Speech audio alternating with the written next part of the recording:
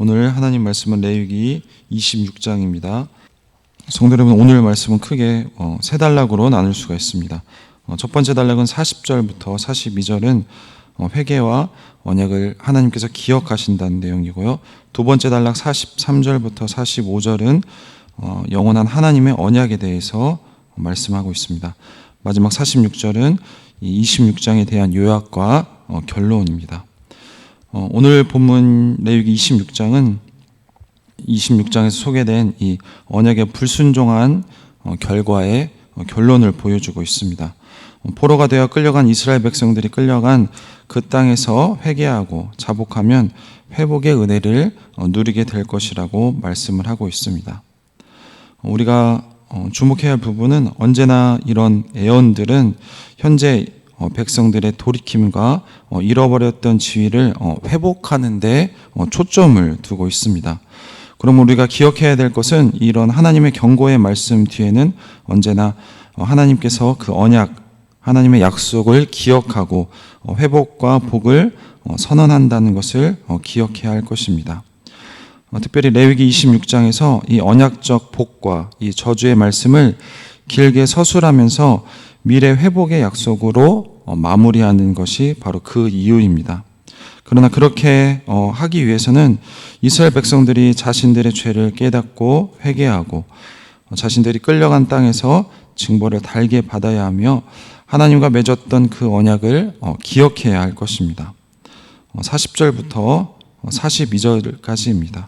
그들이 나를 거스른 잘못으로 자기의 죄악과 그들의 조상의 죄악을 자복하고 또 그들이 내게 대항함으로 나도 그들에게 대항하여 내가 그들을 그들의 원수들의 땅으로 끌어갔음을 깨닫고 그 할례받지 아니한 그들의 마음이 낮아져서 그들의 죄악의 형벌을 기쁘게 받으면.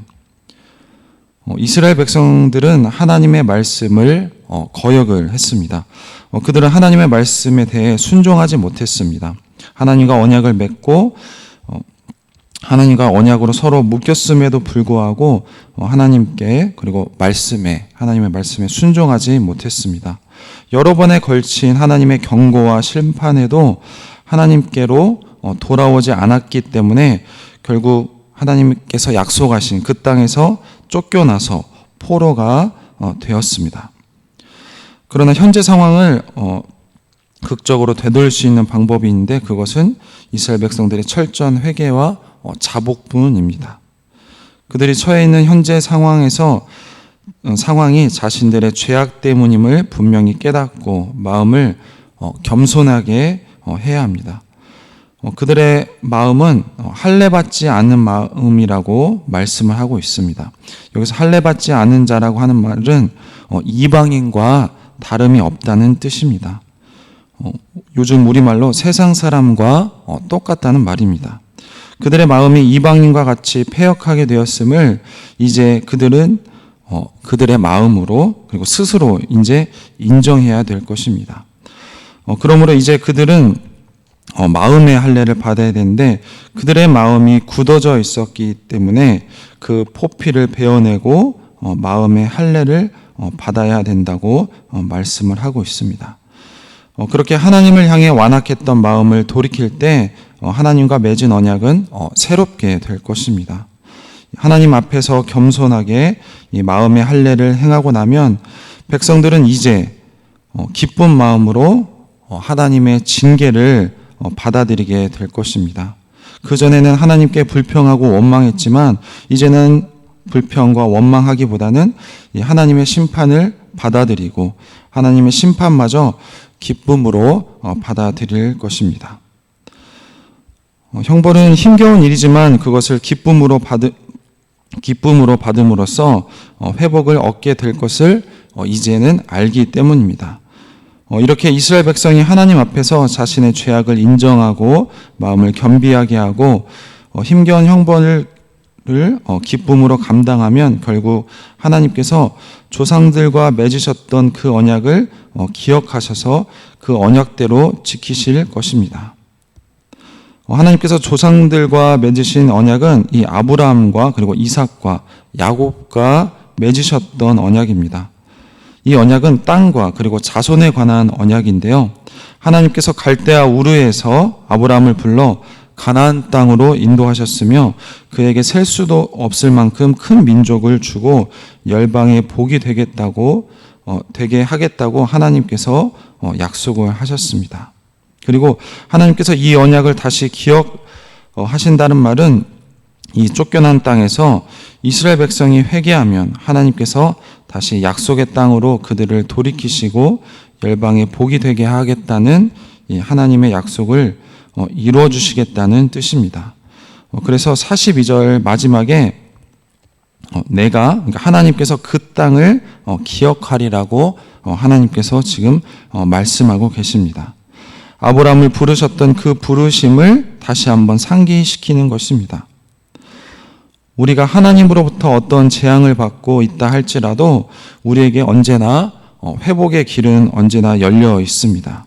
그래서 우리가 해야 될 것은 오직 하나님 앞에서 겸손히 자신을 낮추고 그리고 회개하고 자복할 때 회복은 가능한 것입니다. 계속해서 43절 보도록 하겠습니다.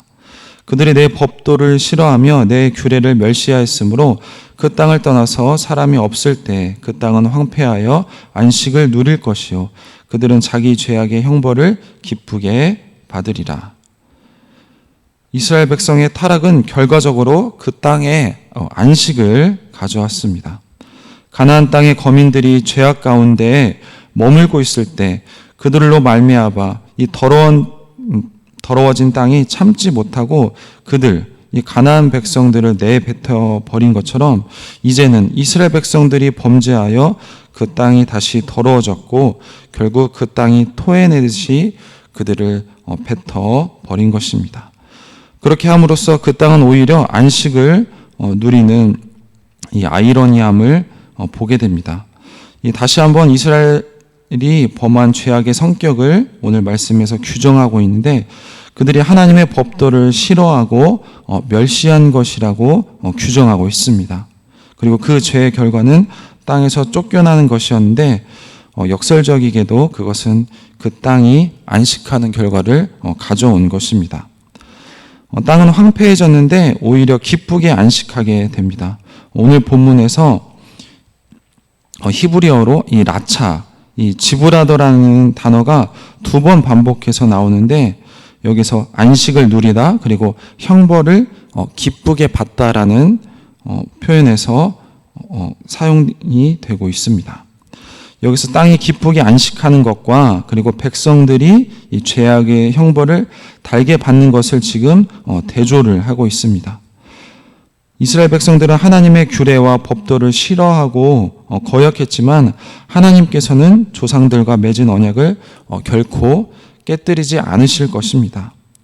비록 하나님은 범죄한 그들에게 분노하사 그들을 쫓아내셨지만 그 진노는 영원하지는 않습니다. 조상들과 맺은 언약 때문입니다.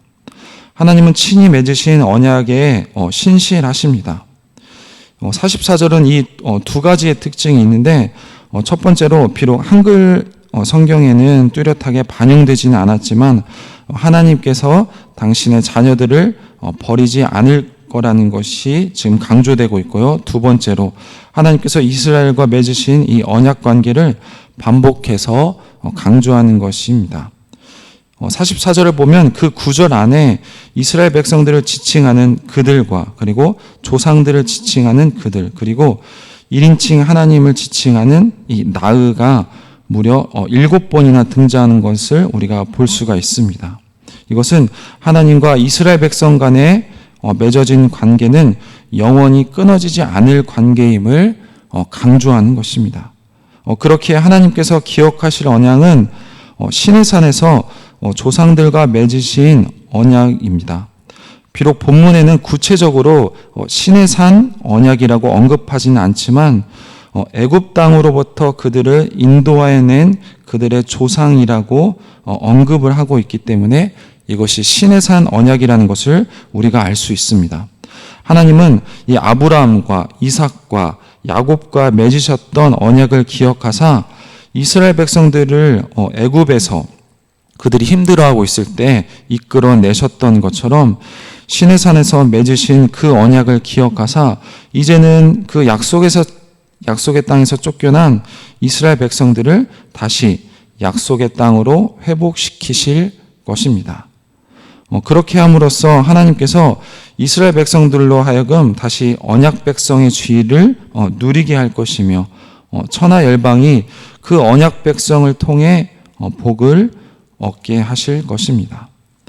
이를 강조하기 위해서 오늘 본문에서 나는 여호와이니라 라는 말씀으로 마무리가 되고 있습니다. 이로써 하나님의 심판의 이유가 그들을 멸망하기 위해서가 아니라 오늘 본문에서 보면 백성들이 깨우침을 받아 다시 돌아와 하나님의 언약 백성의 삶을 회복하도록 하는 하나님의 사랑이라는 것을 우리가 알 수가 있습니다. 성도 여러분, 하나님은 결코 우리를 포기하지 않으십니다. 그러므로 우리는 담대하게 그리스도의 십자가에 힘입어 지성소에까지 들어갈 수 있게 된 것입니다. 즉 하나님과의 교제를 늘 누리는 삶을 살 수 있게 된 것입니다. 마지막으로 46절을 보시면 이것은 여호와께서 시내산에서 자기와 이스라엘 자손 사이에 모세를 통하여 세우신 규례와 법도와 율법이니라. 레위기 전체를 통해 하나님의 규례를 선포한 이후에 26장에서 이렇게 축복과 저주를 서술한 것은 언약 형식에서 볼 수 있는 전형적인 형식입니다. 이 레위기에서는 전체 서술을 마무리하는 이 요약 진술이 세 차례 정도 나오는데 첫 번째는 제사법을 마무리하는 7장 38절이고 두 번째는 오늘 본문인 26장 46절이며 마지막으로 세 번째는 레위기의 전체 내용을 마무리하는 레위기 27장 34절입니다. 모든 내용은 하나님께서 이 시내산에서 이스라엘 백성들에게 명령하신 이 규례와 법도와 율법이라고 요약을 하고 있습니다. 결국 이 표현으로 이 시내산에서 주어진 이 언약의 말씀은 이 출애굽기와 함께 레위기 전체 내용도 포함한다는 사실을 우리가 알 수가 있습니다. 말씀을 맺겠습니다.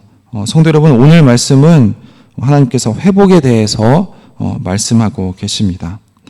혹독한 심판을 내리신 하나님의 본심은 오늘 말씀을 통해서 보니까 이스라엘의 멸절이 아니라 바로 회복이었습니다. 처음에는 땅을 잃고 자식을 잡아먹고 이방 땅에서 쫓겨나는 이 절망적인 상황에서도 이스라엘 백성들에게 희망은 있습니다. 그것은 다른 이유가 아니라 아브라함과 이삭과 야곱에게 주신 하나님의 약속을 회상하고 애굽에서 건져내실 때 주신 언약을 잊지 않으시는 바로 하나님의 기억하심 때문에 우리에게 희망이 있는 것입니다. 하나님께서는 영원히 기억하고 계시지만 이스라엘 백성들이 회개하고 돌이킬 때까지 기다리고 계십니다. 이스라엘 백성들이 해야 할 일은 자기 죄악 때문에 생긴 일임을 깨닫고 그리고 그것을 스스로 인정하고 이 할례를 받지 않는 이 완악한 마음을 낮추고 그들이 지은 죄 때문에 받은 형벌을 기쁨으로 달게 받는 것입니다. 그때 하나님은 그런 하나님의 심판 속에서 이 백성들을 정금과 같이 단련해서 전혀 딴 사람으로, 그러니까 재창조하셔서 이 새 언약을 맺어 그들이 하나님의 백성으로서 살아갈 수 있도록 도와주시고 다시 한번 그들의 하나님이 되어 주실 것입니다. 두 번째로 오늘 본문에서 거룩한 땅으로의 회복하는 모습을 볼 수가 있습니다. 이스라엘 백성이 하나님의 법을 멸시하고 싫어하면 하나님께서도 그 백성을 싫어하여 본토에서 쫓아 이방 땅에서 그 죄값을 치르게 하실 것입니다.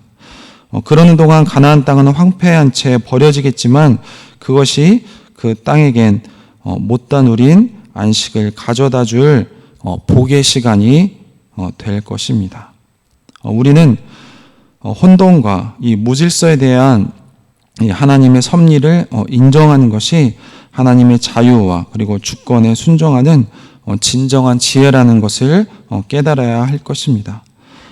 마지막 세 번째로 이 거룩한 백성으로서의 회복을 오늘 본문에서 말씀하고 있습니다.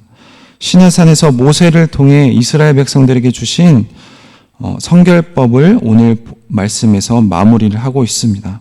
이 법을 통해서 하나님은 거룩한 분이시며 우리는 하나님을 닮은 거룩한 자녀로서 이 세상과 구별되어 살아야 한다는 것을 분명하게 말씀하고 있습니다. 그 삶은 때로는 고난이 있을 수도 있고 때로는 불편한 삶을 감수해야만 합니다. 하지만 그것을 알고도 그렇게 살기 원하고 그렇게 살려고 애쓰는 사람만이 하나님의 진정한 자녀로서 하나님의 복을, 하나님의 은혜를 누리면서 살 수 있다는 것을 오늘 본문 말씀에서 말씀을 하고 있습니다.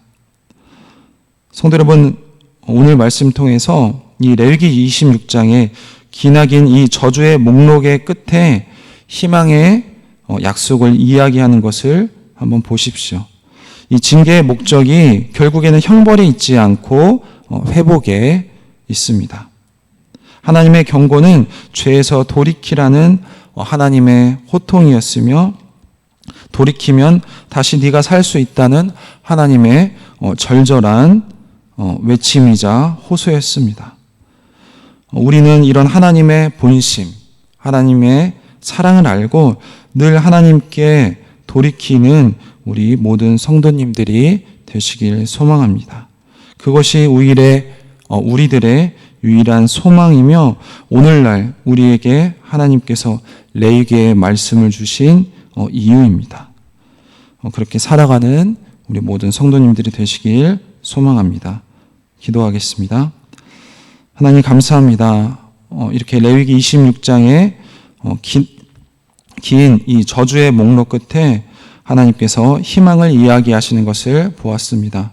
하나님께서 그렇게 무섭게 이야기하셨어도 그것은 하나님 징계의 목적이 그 형벌에 있지 않고 회복에 있음을 우리가 기억하고 하나님 우리의 삶 가운데 고난과 때로는 불편함이 있거나 그리고 내 뜻대로 되지 않을 때 그것은 우리가 하나님께서 하나님을 찾으라는 그런 하나님의 메시지로 우리가 받아들이고 늘 우리를 뒤돌아보고 그리고 하나님께서 심판하셨을 때는 그것을 달게 받을 수 있는 우리가 될 수 있도록 도와주시옵소서. 그래서 하나님께서 우리를 먼저 창조하셨던 그 목적대로 복의 통로로서 이 세상 가운데 살아갈 수 있는 모든 성도님들이 다 될 수 있도록 하나님 인도하여 주시옵소서. 감사드리며 예수님의 이름으로 기도했습니다. 아멘.